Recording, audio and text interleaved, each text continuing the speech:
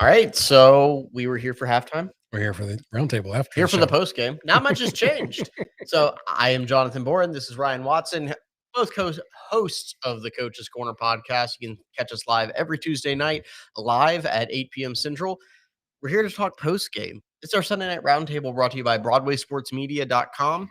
Always check out all the great material at BroadwaySportsMedia.com. So it's not a metro roundtable. It's a pretty straight table. Yeah. It's just the two of us. We got lots of comments coming in. Keep joining it, and I expect it to be a lively crowd today. Ryan, your initial thoughts on the game? I should just turn the comments on and let them go. Big, sad, embarrassing. I don't say that I disagree. And to be honest with you, as the Titans fans out there, I think this is what you get for getting your hopes up, I guess. and I'm joking. How dare you, fans? How dare you? I'm joking because they obviously have no control over that. But I mean, it's just kind of, isn't it poetic as a Titans fan and person covering Titans to be this optimistic moving into a season and lay this kind of an egg in the first game. Now, nothing about this game was pretty. There were some spots that were a little positive, but overall, there was nothing really to take from this. Hopefully, this is one of the situations where you can kind of flush and just move on to week 2 here, because I just, luckily, it didn't seem like there was any injuries. We'll find out more later about what all's going on with Lewan. I know he's able to come back in the game, and it wasn't such a bad thing that he came out of the game the way he was playing, and just, I don't know. Can the Titans find a Chandler Jones? Maybe find a Chandler Jones this offseason? I mean, I'll say this: there's 31 teams that are looking for a Chandler Jones. So I'm not. Yeah, I know.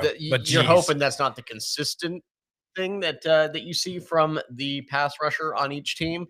But yeah, we're going to talk about the offense. We're going to talk about the defense. We're going to get into some of the comments here. Definitely lots of, we'll call it emotion.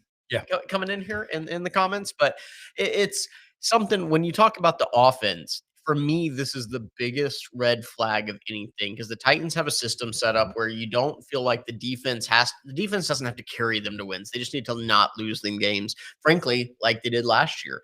We talked about in the halftime show that Kevin Byard was not carrying his weight on what he's supposed to be bringing to this team. He talked about Elijah Molden was doing really well in the first half. He had a rookie mistake there in the second half. Kevin stepped up. And Kevin stepped up. So, but the offense, that was the most consistent part of the game, and not in a good way. That is an area that should be a major red flag moving forward.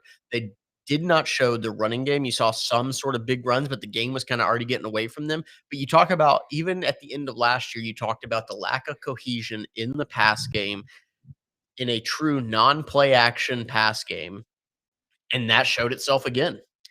Yeah, and my other big problem, all that's true, and they tried to establish the run, like you said, that a couple good runs late in the second, or during the second half, I should say, showed some of that spark that should be there. But the problem is that needs to be there early in games so that they can jump ahead. This defense, even though remodeled and having some additions, is still young in some of those addition spots, or not as counted on. They need to jump out ahead of people. They need to at least stay even with people, and that didn't happen this game. And they had to play from behind almost the whole time. To play from behind in downs, or excuse me, during series of the offense. And it was clear to me that the offensive line, I guess it shouldn't be too surprising. This was the first time they actually had any cohesive action together since last season. So having some hiccups, I guess, is understandable. It's frustrating to see, especially how good this offensive line was last year, especially in the interior. You saw Nate Davis again get beat on some inside. You saw Roger Saffold get beat on a pass rush as well. So it wasn't all just Taylor Lewan. But that offensive line also didn't do their job in the running game at certain points in time either. Tannehill had to fight for his life. I actually thought Tannehill had some pinpoint throws today and had some bullets that he threw. I didn't think he was all that terrible throughout the day. He just had no time to really make the decisions. Maybe he should get rid of it when at certain points of the game. But offensive line, you think will get better the more they play together, the more game action ready Taylor Lewan is and the rest of that group. So I'm not ready to hit the panic button, but it was frustrating to see at the very least. Yeah, and so we'll go to some of the comments here. This show's obviously a lot more reaction based, not just from us, but from some of the fans out there. And we talk about how can Titans fans expect to be excited, show up, and then not sell their tickets when this is what you're going to get. Yeah, I think it was said in our chat as well, is that this seems to always happen, right? You have a crowd show up, you have Titans fans finally come out, and the whole complaint is what the other teams really bombard Nissan Stadium and everything, and now you have them show up, and you lay this kind of an egg in the first game when the excitement is at a, if it's not an all time high, it's at least at a decade long high for the Titans, and to have this kind of performance is definitely going to set them back because now you're asking the fans to trust you that you're going to put out a good product from here on out. It's one of those things where you had an opportunity as a Titans organization to really capture the fandom again and ride this wave, and you didn't do it. I mean, you laid the egg again, and that seems to always happen when you have people show up for you when you ask them to. So my point here, I guess my thing here is, don't complain when they don't show up. Just do your job. Well, and that we've always said that one of the bigger issues, not from being bad versus being good, but it's being, you know, in that middle of the range. And are the Titans going to be one of the worst teams in the league? Probably not. But when they have games like this, when it's not even close, you just didn't even show up. And they had multiple games like that last year, even when the score ended up being closer. And I'm thinking Cleveland, I'm thinking Pittsburgh. Those are games they just got boat race. That the score was was less indicative, I'm sorry, than what the actual game was. This is another game where the Titans just didn't even show up. And for me, if I'm talking to a fan out there and they're saying, "Hey, I don't have interest," it's hard to make that argument that fans should show up for a team like this when this happens far too often.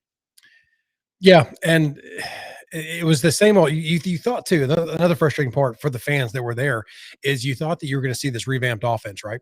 And you were gonna see this high potent attacking offense, and for the most part, they were fairly predictable, and that doesn't help your offensive line any either. When the other team knows exactly when it's gonna be a pass or they have a pretty good idea, you're gonna lead to a lot of games like this. They have to be a little bit less predictable in their calling because I'm not saying it was run, run, pass the entire time, but more often than not, it was. And it was just one of those things where they only were throwing in second and very long situations when it was very clear, or third and long for that matter. So it's just one of those things too where you're a fan, you're hyped, you bought a ticket, you showed up for your team, you tailgated, you're having a good time. This is supposed to be the best team in a decade at the least, if not more than that. And then they do this. They predictable. They ran preseason offense. You don't want to say that other than the flea flicker and stuff like that. But again, Julio Jones, I think it was let me find it again here. 3 for 29 yards. Had at least 3 drops that I think hit his hand. So just not a great start for his Titans debut there. AJ Brown actually salvaged a little bit. He was 4 for 49, but he had the nice touchdown catch. That was a nice throw by Tannehill too. If just being honest. So again, it wasn't all negative, but the negatives definitely overshadowed in a game that you lose 38-13 to a team that more than honestly you should have beaten. You should have been there. The South also, you think you're going to take control of the South very easily as well. Well, not with performances like this because Houston somehow seemed to find offense today. I know it's against the Jaguars, so you don't want to get too Well, heavy there, but you still have to come out and perform. Houston versus the Jags, one of those two teams was going to be forced to win a game, and so I mean they're going to be the winners of the leaders in the division. So let's talk about this. They continue to force the run on first and second when it doesn't work. I tend to agree with that statement, especially early on in the game. They had opportunities where they could have been a little less predictable on offense, and and I get it. They want to come out and they want to establish the run. This is their identity. They want to show while we're changing offensive coordinator, we've changed some things up. We brought in Julio. We have these weapons on the outside. Our bread and butter is going to be that run game. Well, guess what? That's not like a surprise. You're not catching anybody off guard by doing that. And so you have those opportunities. You know that this is a team in the Cardinals that does not have the corners that should not be able to match up with your wide receivers. And they just did not take advantage of it until second quarter, third quarter to really start moving forward on what they can attack on the outside. And for me, that's a major issue because look, yes, Derrick Henry's there, but look, Derrick Henry starts to get going. This happened last year too. Derrick Henry is a guy that starts to get going as people start to tire out, and that's where his being a freak of nature takes over. Starting out when everybody's fresh, Derrick Henry has not had a history of being a force in the beginning of the season. And that it seems like the Titans seem to have forgotten that too. Came into this game, they're just going to force feed it on first, on second, even when the defense knows it's coming. They're going to keep throwing Derrick Henry at him. And look, they have to be a running team, yes, but you have to take advantage. You traded for Julio Jones. You have AJ Brown on the outside. You've got to take advantage of that. And Use your actually, toys. Use your exactly, shiny toys. exactly, until the game's too far out of hand, and then you're just fighting uphill. Yeah, I see some comments here about Vrabel and J-Rob need to go ASAP, and I saw during the halftime kind of about shoot Lawan into the sun. Byard, maybe he comes out and gets a pick, but I don't know. I don't know if it's time for the panic button yet. I get it. It's not a good feeling to start the season like this, but it is just one game. Let's just talk about that for a second. It is just one game. The Titans have a long season here to rebound. Now we get 3 games in here, and they're doing the same things again. There's something I never get this saying right, but the definition of insanity is doing the same thing and expecting different results. It's just it's whatever that phrase is. So you said 3 games there, so let's talk about that because 3 games conveniently is, the length of the preseason now. The preseason is something that the Titans said did not apply to them, essentially. Clearly, There that was no needs to be no rethought. no positions were won, nothing was changed, none of the major players actually played in it. What are your thoughts on that? Well, first of all, I don't think Questenberry had a bad day as an offensive lineman. He's the one that I have to go back and watch the all 22 that from the tight film there, but I don't think he had a bad day. So maybe they were able to determine something there. But again, you pointed to it, and I've seen it happen a bunch of times. That they don't need the preseason, they don't need to gel, blah blah blah. Clearly, they needed something because they looked a little discombobulated, even in some of the simple pass protections and passing off and just getting their sets right.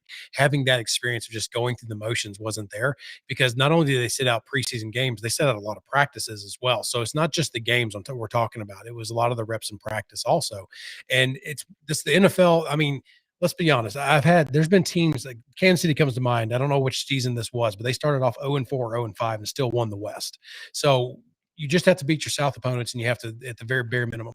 But we said on the coaches' corner this week, going 11-6 and could still win the South would be a little disappointing because you expect this team to be a little better than that and achieve a higher seed in the AFC, especially if you want to say, oh yes, now we can finally compete with those AFC big boys like the Chiefs, like the Ravens, like the Bills, where we're on top of those, or we're at least even with them.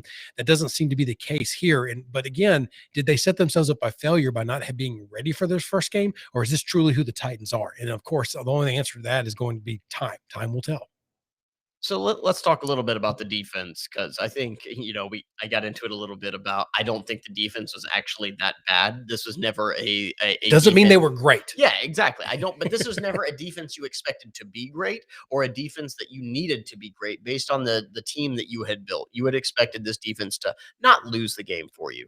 You want this defense to be out there and maybe create some turnovers. They did that. They didn't. You want more sacks than you saw last year, and they did not get a ton of sacks this game. That said, they did get pressure, and it was the pressure that you expected going against Kyler Murray. The danger of if you're trying to just rack up sacks on Kyler Murray is you're also setting yourself up for him to run rampant on you, which that's very much a risk versus reward thing. Sure, if you're getting him on the ground, absolutely is great. You're setting the Cardinals back. You're setting them up and putting your defense up for success there. But the flip side of that, if you're not getting him on the ground, then you're opening up these huge plays that are him just running all over your defense. So the Titans came in here. I don't think they were trying to get a bunch of sacks. They did not want him to run all over them. And I don't think he did. He had a couple of big run plays, but he did not necessarily run all over them. You had some growing pains with Elijah Molden back there. Byard was not good in the first half, but made some plays in the second half.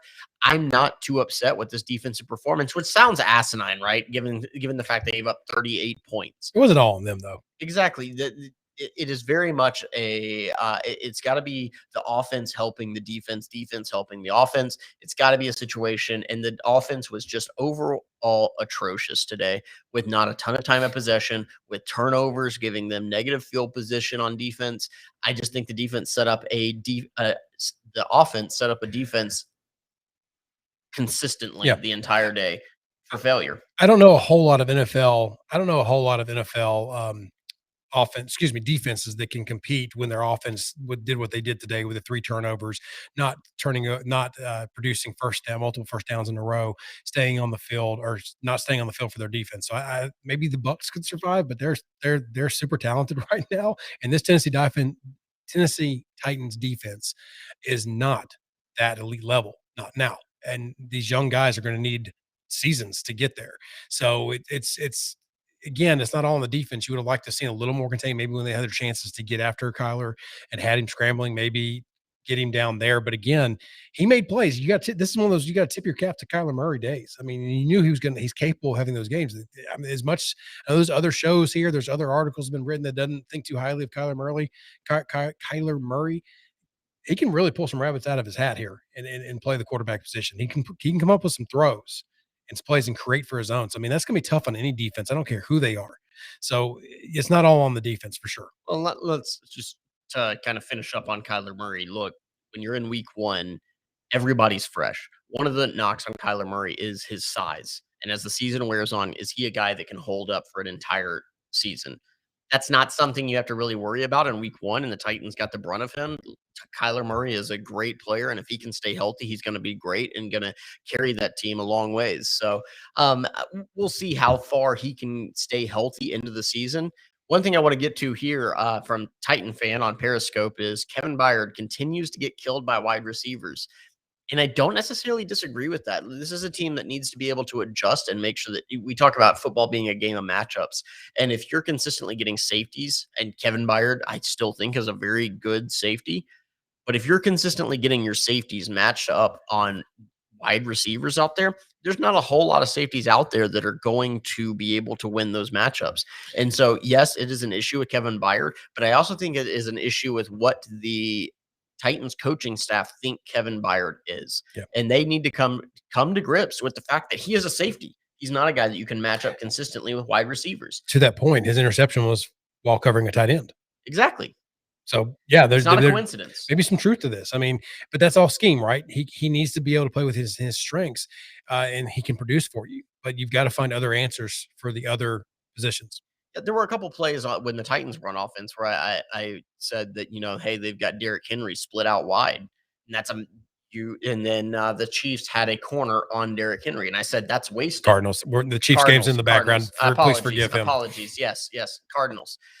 Chiefs. If the Cardinals were putting up 38, Chiefs would have put up 50. So with the Cardinals, yeah, the Cardinals were wasting a corner on Derrick Henry, and that's where you have a matchup advantage if you're the Titans. The Cardinals had that same sort of thing, having Kevin Byard. If you can get him matched up on a wide receiver instead of a tight end or a running back, that's an advantage for the Cardinals. And so for me, I just don't feel like the Titans were as prepared as they should have been for a game one, especially a team. I'm going to keep going back to it. A team that did not take the preseason seriously should have had 4 weeks at minimum to prepare for your week one opponent. There shouldn't have been much that they were throwing out there. And the Cardinals did not do anything they have not done before. So one twist that might have given them problems on defense, but all the pass rush was pretty much beating man to man. Yeah, and that is the big problem here is I don't know that from a matchup perspective, they were in the best positions to win. And that's kind of that is just unforgivable considering it's not like you were doing any sort of game planning in the preseason. Right. I saw a comment here too about Vrabel's fourth down decisions as well. Not to shift gears, but I think we're beating the defense. I mean, the defense, the result wasn't good. They didn't overall have a bad game. So we'll see what happens down the road for them if they can continue to improve. Because I think they at least had some better effort in a lot of plays. But the Vrabel fourth down on it was 4th and 1 going into the half, and he decided to kick the field goal, which clearly was missed. I mean, that 3 points doesn't matter in this game. I think more from an emotional and just a mental standpoint, you go for it there on 4th and 1. You've got what you think is you're trying to force Derrick Henry the rest of the game. And you don't want to force him at that point. I mean, I've got some questions.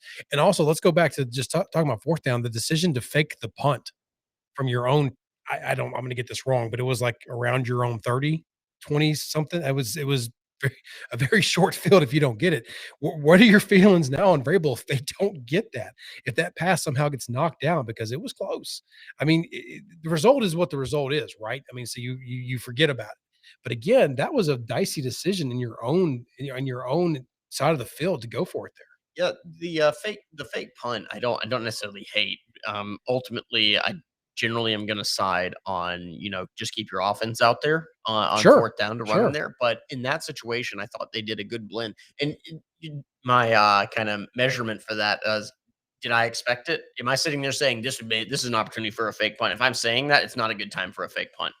And that one kind of came out of nowhere. I did not expect it right there. And that's the perfect time for a fake punt because generally the defenses or the other team is not going to be expecting the same thing. Oh yeah, no one expected it. I mean, because no one on the national line would have done that, and it worked out. So again, what I'm saying is that it worked out. But if it didn't work out, and you couple that with he didn't go for it on 4th and 1 and chose to kick the field goal when you're down going into half, knowing that Arizona gets the ball back. I mean, it's just I think that my point there is it compiles, and it's not a great thing. Yeah, Vrabel has a history. I think he is the second least aggressive coach in the NFL on fourth down.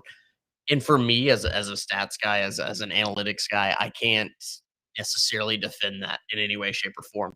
I think for the most part, you should be going for it on most fourth downs.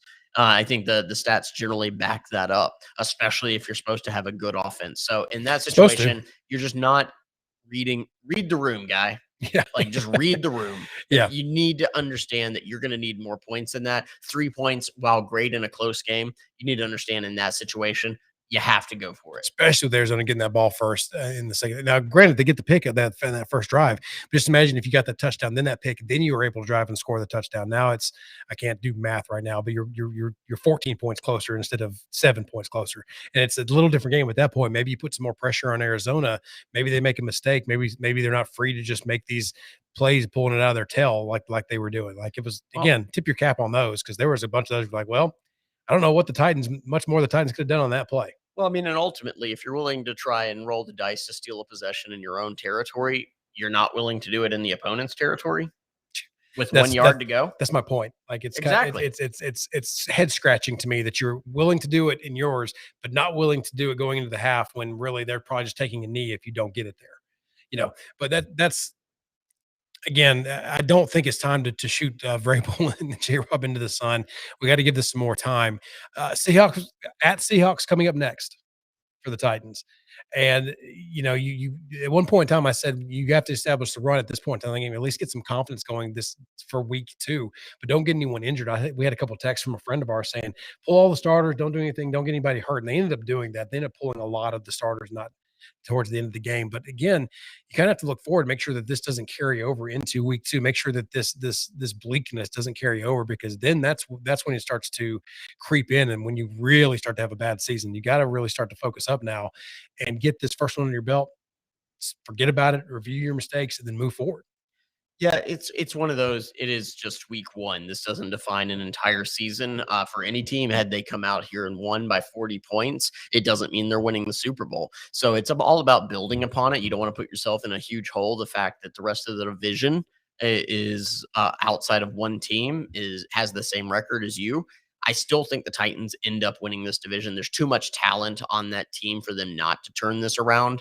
But I've also been on record all offseason saying that this is a real pivotal season. That I'm not saying that the coaches or John Robinson should be on the hot seat, but depending on how this season goes, they could very quickly find themselves on the hot seat. Look, if they go 6-11, Oh, that's that. No, it's not even hot seat at that point if they're yeah, 6-11. somebody's losing their job, Right, and that just exactly. because of how this team is built, especially, you don't have the backdrop of saying, "Hey, we're developing a young quarterback." Now, that said, I don't think they're going 6-11. I think that they will turn this around. I think that they're moving in the right direction. Well, I'm not gonna say moving in the right direction because that's Not after just this game. not after this game. That's just straight downhill.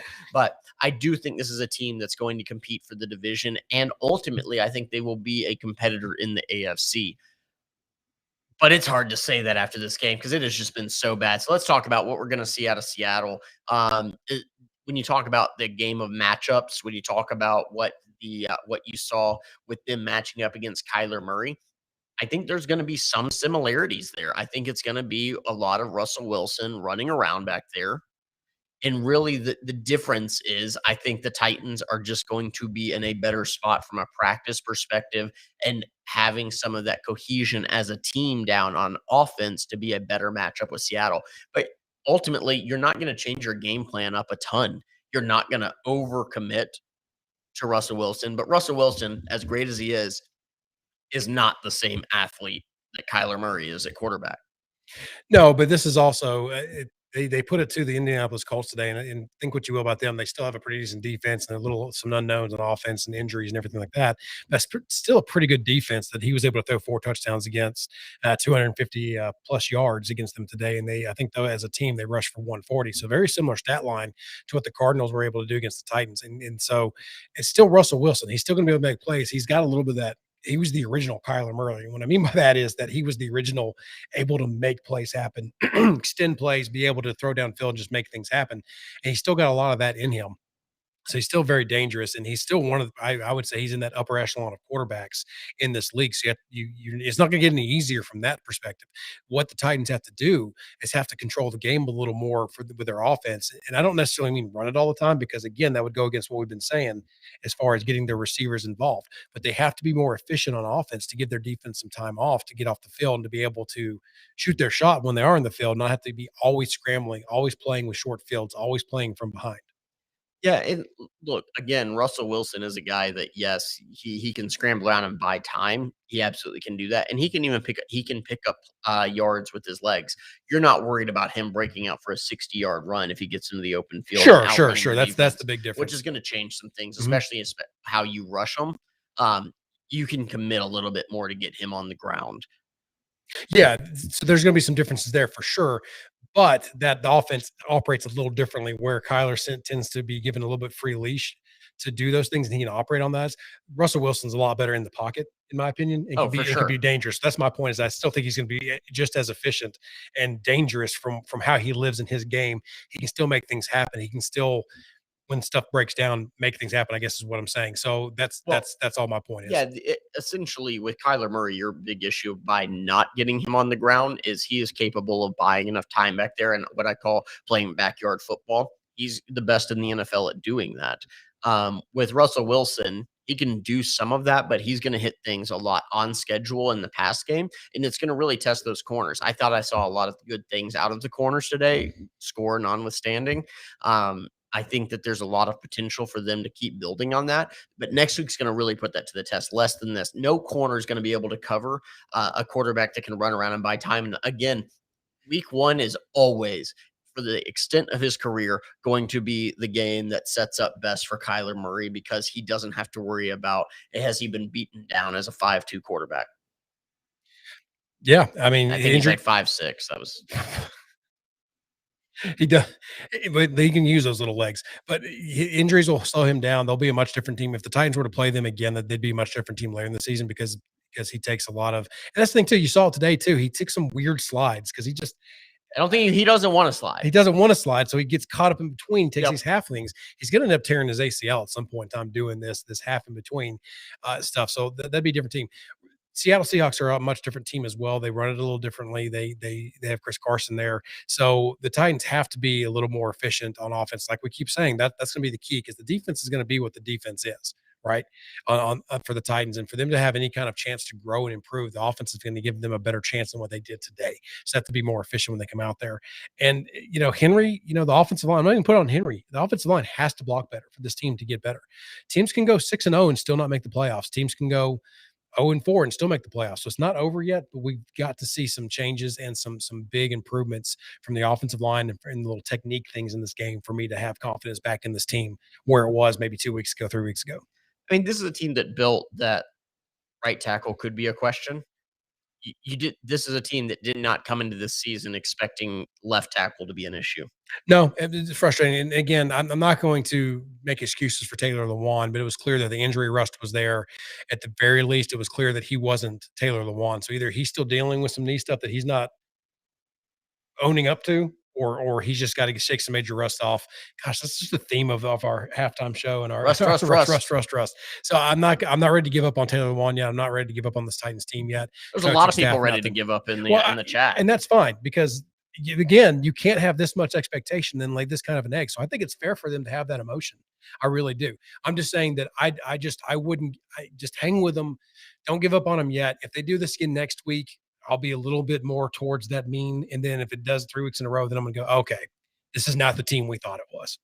I mean, I think your worst case scenario for this team, there's too much talent for them to truly lay an egg on the season. What I think they end up probably falling into is a team where they'll win some games, but you never really feel like kind of like last season.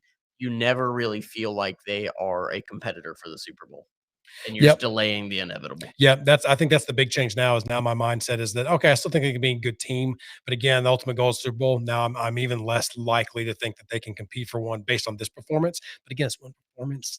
You don't think If you hadn't caveated that there, I was about to just put you on record and make sure that everybody knew that you no, were just mailing in the season no, it's here. just one performance. So that's what I'm saying though, is that maybe you can take that little hit, but it's one performance. They'll come back. I mean, you got to have that faith because, like you just said, this team is too good to not think that.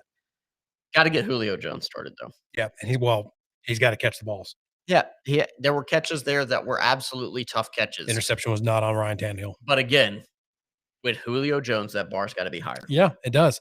If he wants to claim that he's a top 10 all time, top 5 all time, he can't have a game like that. He can't miss those opportunities when he has them today. So that has to get better. Offensive line has to get better. The play calling has to get a little more less predictable. And the defense just stick to your assignments. I mean, I thought they did a good job, but there was a couple breakdowns. And unfortunately, in a game like this, when you have those breakdowns in those moments, it really hurts. It absolutely does. Well, it was a fun week 1. It truly Your was. definition of fun is very weird. Let's go ahead and wrap it up. I see the comments just devolving here, just going just to the slums here. We're gonna have fights breaking out. Maybe that's what we should do. Just a live Fight night. broadcast from the parking lot at Nissan Stadium, and it's not nobody giving commentary Yeah. other than just pitting Yeah. fans against each other. It's completely fine to have these emotions, Titans fans. I feel you. I really do. I'm just saying, let's not give up on them too quick here because there's a lot of season left to play. This team is too talented on paper and in reality for them to be this bad all season. So just let's give it a chance here. That's all I'm saying. Next week has to be better, at least in performance alone. Absolutely. I got to do it once. I'm sorry. I got called out in the chat here, so I'll hit Max Craven from Facebook. I will still have the hope. If I can have the hope of Ohio State, then I can still let the fans have hope for the Titans. So OHIO, go Buckeyes, go. That said, thank you for joining us. This has been the Sunday night roundtable brought to you by Broadway Sports Media. I am Jonathan Boren at JB on Broad on Twitter. This is my co-host Ryan on Broadway at Ryan on Broadway. And you can always check us out every Tuesday night live from Wild Hair Beer Company in Spring Hill, Tennessee. We do that show live and it's pretty fun. We do Yeah. a beer review there if you're one of those weird Come drown your cats. sorrows. Yeah, one of those weird guys that actually like drinking beer, one of those obscure. You can join us there. Lots of things to choose from there. It's been also I can't say it's quite been fun. It was it's kind of terrible to Looking forward to watch. the articles this week for Broadway. So check out BroadwaySportsMedia.com. Until then, have a good week. See y'all.